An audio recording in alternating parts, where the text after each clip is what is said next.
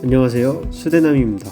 오늘은 조금 암울한 이야기를 해볼까 합니다. 일본 축구에 뒤처진 한국 축구에 대해 이야기해보려 하는데요. 전술, 선수 등에 대한 축구적인 이야기보다 행정적인 이야기를 중심으로 이야기를 풀어보려 합니다. 우선 일본 축구가 왜 더 우수한지에 대해 말씀드리도록 하겠습니다. 아실 분들은 다 아시겠지만 일본은 장기적인 플랜을 가지고 있습니다. 때는 1993년 일본 축구협회 JFA는 100년 동안 월드컵을 우승할 수 있는 환경을 만들 100년 대계 구상을 발표합니다. 그 시작은 바로 유소년 시스템 개혁이었습니다. 월드컵 우승이라는 장기적인 플랜의 본질을 꿰뚫어 본 것이죠. 이를 위해 유럽의 선진 유소년 시스템을 일본에 그대로 도입하게 됩니다. 그 과정에서 웨스트햄 유소년 아카데미의 총괄 책임자 테리 웨스틀리를 전임 고문으로 임명하기도 했죠. 2025년에도 한국 감독을 고집하고 그 과정에서도 정당하지 않았던 대한축구협회 KFA와 많이 비교되는 행보를 보여온 것이죠. 또한 2005년 일본의 길을 발표하면서 2050년 월드컵 우승이라는 아주 구체적이고 명확한 목표를 가지고 나아가는 모습을 보였습니다. 대중들이 한국 축구의 장기적인 목표가 무엇인지도 모르고 당장 코앞에 다가온 과제들을 처리하기 급급한 모습과는 대조적입니다. 최근 K리그가 쿠팡 플레이와의 협력, 월드컵에서의 선전 등으로 인기가 많아진 것은 사실입니다. 하지만 리그의 규모나 수준, 시설 등은 아직 J리그를 따라가기는 멀었습니다. 아주 대표적인 사례로 우리나라 정승현 선수가 J리그 사간도스에서 활약할 때 페르난도 토레스 선수와 함께 뛴 적이 있었습니다. 그때 정승현 선수는 토레스 선수에게 왜 여기에서 뛰고 있냐 물었는데 내 전성기 연봉 수준과 같다 라고 답하였다는 일화가 있었습니다. 이 일화만 보더라도 현재 K리그는 J리그의 경제적인 규모를 따라가기엔 벅차 보입니다. 지금 FC 서울에서 제시 링가드 선수가 뛰고 있지만 링가드 선수의 맨체스터 유나이티드 시절 연봉을 맞춰주진 못한 것으로 알려져 있어요. 다음은 시설을 살펴볼게요. 우리나라에도 크고 멋진 경기장이 많지만 그것은 외적인 부분에 지나지 않습니다. 바로 축구 경기장의 기본인 잔디가 너무나 차이가 나고 있어요. 상한만 보더라도 처참한 수준입니다. 사계절이라 관리하기 힘들다, 시민구단이라 관리하기 힘들다 등의 핑계는 이제 그만해야 합니다. 일본은 사계절 아닌가요? 일본처럼 국가적인 차원에서 협회가 발벗고 나섰나요? 절대 아니죠. A매치에서 선수들이 잔디에 관한 이야기를 하는 것은 이제는 단순히 선수의 핑계로 바라보아서는 안됩니다. 손흥민 선수마저 언급했다는 것은 정말 심각한 문제사항이라는 것을 반증합니다. 심지어 오만의 경기장 잔디 관리가 더 우수하기도 했죠. 프로축구는 경기장에 찾아온 팬들을 위해 모든 것을 보여줘야 합니다. 기본을 지키는 것, 그 작은 차이가 팬들의 만족도를 확실히 올려줍니다. 팬들이 목소리를 내고 그것을 반영하는 협회가 되어야 합니다. J리그처럼 막대한 자본으로 리그를 지탱하지는 못하더라도 경기장을 찾아오는 팬들을 위해서 기본적인 틀을 다지는 K리그가 되었으면 좋겠네요. 지금 손흥민 선수를 필두로 해서 김민재, 이강인 선수 등 유럽에서도 경쟁력 있는 선수들이 있는데 어떤 부분에서 역행을 하고 있는 것인지 생각하실 수 있습니다.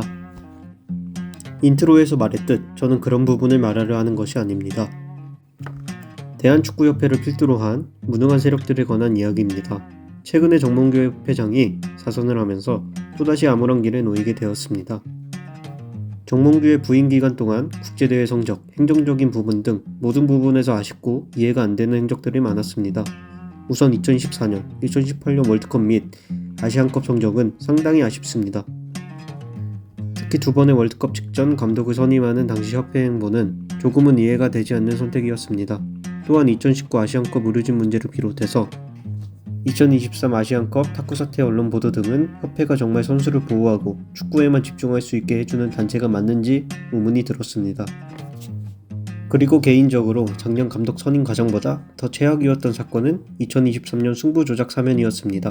결과적으로 철회를 하였지만 그것을 이행하려 했다는 것은 자신들이 상식적인 사람들이 아니다 라는 것을 보여주었습니다. 스포츠에서 승부 조작은 사회에서 무기징역에 가까운 중범죄입니다. 그런 그들을 다시 기회를 준다는 명분으로 돌아오게 하는 것은 정말 말도 안 되는 무식한 결정이었습니다. 그리고 작년 감독 선임 과정 문제로 국회 청문회를 간 것은 대한축구협회가 정상적인 시스템을 갖고 있지 않다는 것을 보여주었죠. 얼마나 창피한 일입니까? 일본 축구협회는 능력을 보고 모리아스 감독을 선임하고 그의 장기적인 플랜을 신임하고 지지해 주었습니다. 그 결과 2018년 2022년 월드컵 16강의 성적을 거두었습니다. 그 과정에서 벨기에를 탈락 위기까지 몰기도 하고 독일, 스페인이 있는 죽음의 조에서 조 1위를 차지하기도 하였습니다. 그와 반대로 12년 만에 16강의 성적을 거두고 경기 내용마저 팬들을 만족시킨 벤투 감독을 붙잡지 못하였습니다. 그리고 선임한 감독이 클리스만이죠. 이미 감독 커리어는 끝났다고 결론난 사람을 정말 중요한 시기에 선임한 것입니다. 덕분에 전례 없는 한국 국가대표팀의 황금 세대는 아무런 성과 없이 끝날 수도 있을 것 같네요. 그 후에 홍명보 감독 선임 과정은 정말 시대를 역행하는 행보였습니다. 이제는 인맥, 말 잘 듣는 감독 등을 선호할 것이 아니라 일본처럼 정확한 절차에 의해서 선임하고 장기적인 신임을 보여주는 협회가 되어야 합니다. 이번 3월 A매치 2연전은 정말 실망스러웠습니다. 특히 결과를 떠나서 내용 없는 경기력은 더욱 팬들을 화나게 하였습니다. 물론 선수들도 아쉬웠습니다. 하지만 홍명보 감독의 축구는 이전 벤투 감독 때와는 확실히 부족합니다. 벤투 감독의 월드컵 예선은 압도적이었습니다. 이강인 선수를 중용하지 않아도 손흥민, 김민재 선수가 없을 때도 월드컵 예선에서 결과를 내었으니까요. 심지어 지금의 예선조보다 더 어려운 조였습니다. 근데 홍명보호는 역대 월드컵 예선조 중에서 가장 쉬운 조라는 평가를 받음에도 시원한 경기력, 압도적인 결과를 내지 못하고 있습니다. 이런 상황에서 직접 경기를 뛰는 선수들이 모든 압박감을 받고 있습니다.